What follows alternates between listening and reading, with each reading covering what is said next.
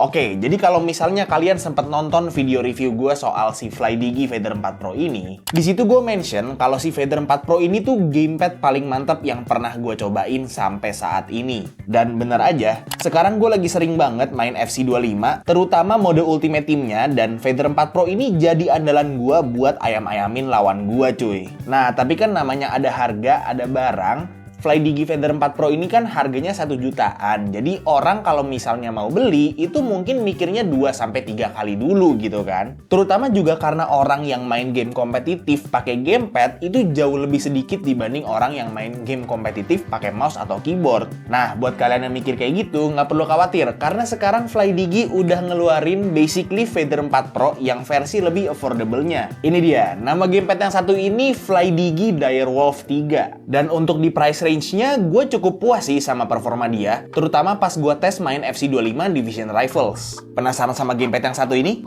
Ayo kita bahas bareng-bareng.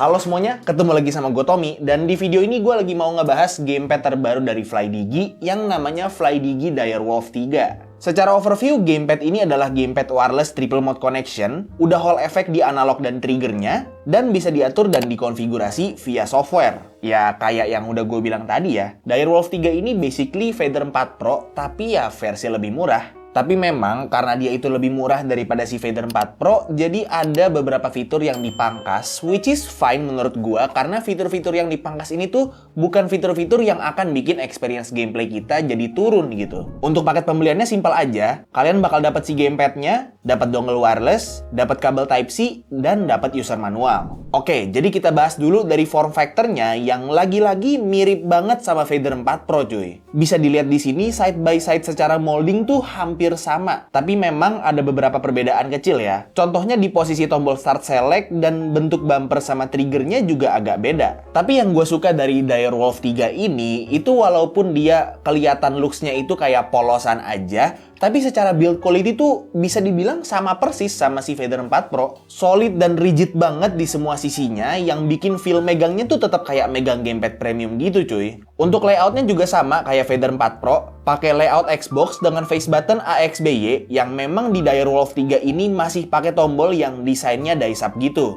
Dan untuk tombolnya juga masih pakai membran dan belum pakai mechanical switch. Tapi walaupun pakai membran, menurut gue ini face buttonnya masih tetap kerasa tactile dan nggak mushy sama sekali sih cuy. D-padnya pakai bentuk yang ngelingkar gitu dan analognya juga kerasa high quality dan pastinya udah Hall effect juga. Yang artinya kalian nggak perlu khawatir analognya bakal drifting atau error dalam waktu dekat. Bumpernya juga punya feel tactile yang sama kayak Vader 4 Pro. Dan seperti yang udah gue bilang tadi, triggernya udah Hall effect dengan berat dan travel distance yang menurut gue lebih enak dibanding Vader 4 Pro buat main game racing cuy. Tapi memang untuk di Direwolf 3 ini triggernya belum adjustable, yang artinya travel distance triggernya tuh nggak bisa kita ubah, yang mungkin aja bisa elevate gameplay kita kalau misalnya kita main game kayak game FPS kompetitif atau misalnya main game bola gitu kan. Tapi sebenarnya itu nggak gitu-gitu ngaruh sih kalau misalnya kalian udah biasa sama trigger yang linear kayak gini. Udah Hall effect juga lagi. Selain itu di bagian belakang gamepadnya juga ada 2 tombol makro yang programmable via softwarenya ya.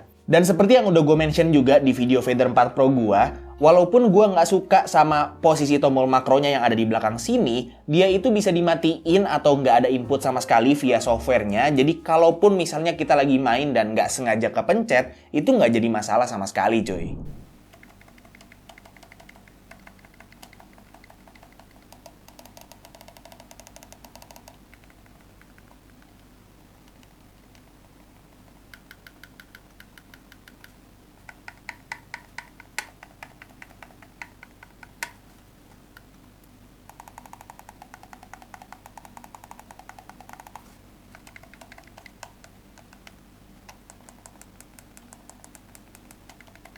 Untuk koneksinya seperti yang udah gue bilang tadi, Direwolf 3 ini udah triple mode connection yang artinya dia itu bisa dipakai secara wire, bisa wireless pakai dongle, dan bisa pakai Bluetooth juga. Untuk polling rate dan latency, di sini gue ada tes untuk mode koneksi wired dan dongle. Polling rate-nya sama-sama di 1000 Hz dengan latency pastinya lebih rendah di mode wired ya. Dan untuk di koneksi Bluetooth, polling rate-nya ada di 250 Hz. Gak cuma itu aja, Direwolf 3 ini juga udah ada gyroscope-nya yang bisa dipakai di mode dongle. Jadi cocok banget buat main game FPS kompetitif kalau misalnya emang kalian itu player gamepad. Dan seperti yang udah gue bilang juga, Direwolf 3 ini bisa diprogram full via software universalnya FlyDigi yang bener-bener bisa ngatur banyak banget fungsi dari gamepadnya. Dari mulai remapping tombol, ngatur circularity analog jadi bulat atau kotak, ngatur gyro, dan masih banyak lagi yang bisa diatur via softwarenya ini. Smith.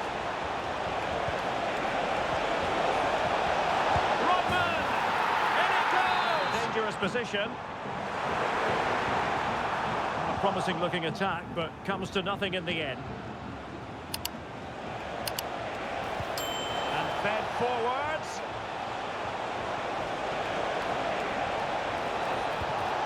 Could be. Oh, it's gone in. It's her second goal of the game. But nothing comes of it. Good defending it was.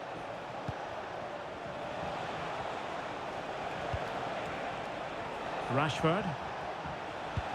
Oh, that's an interesting pass.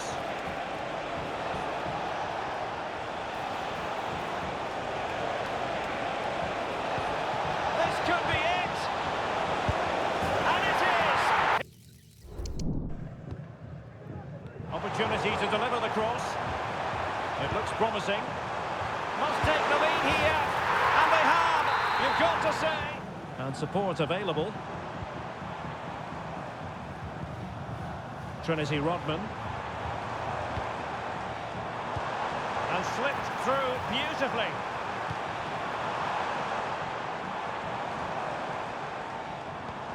Rashford, can they jump in front? Rashford! And a goal! Blows down the shot. Now, options are plenty. Oh, managing to beat him. Sophia Smith! And a goal! They've increased them. Good-looking move. Takes it on. And the keeper's hand does the trick.